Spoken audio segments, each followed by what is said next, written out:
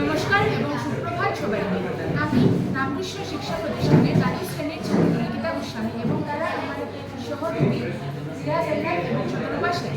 আমরা আজকে বানিয়েছি ফ্লাড ডিটেকশন অ্যালার্ট, যা আমাদের বন্যার হাত থেকে অনেকটাই রক্ষা করতে পারে। আমরা দেখতে পাচ্ছি যে এখানে বৃষ্টিপাতের জন্য অনেক জায়গায় বন্যা হচ্ছে প্রচণ্ড পরিমাণ, কিন্তু এই বন্যার পূর্বাভাস পাওয়া যাচ্ছে না, ফলে অনেক মানুষের অনেক ধরনের ক্ষতি হয়ে যাচ্ছে। সেই উদ্দেশ্যে আমরা এটি বানিয়েছি। এটি নদীর তীরবর্তী অঞ্চলে বা ব্রিজের মধ্যে লাগানো হবে, যাতে বন্যা আসার আগে আমরা পূর্বাভাস পেতে পারি। এটার মেকানিজম সিম্পল। এটা জলের স্তর নির্ণয় করবে এবং জলের স্তরের সাথে সাথে এটি আমাদের অ্যালার্ম দিয়ে দেবে। যেমনটি এইভাবে জলের স্তর যখন বৃদ্ধি পাবে তখন নর্মাল থাকলে গ্রিন লাইট জ্বলবে, তার থেকে যদি একটু ওয়ার্নিং সিচুয়েশনে আসে তখন জ্বলবে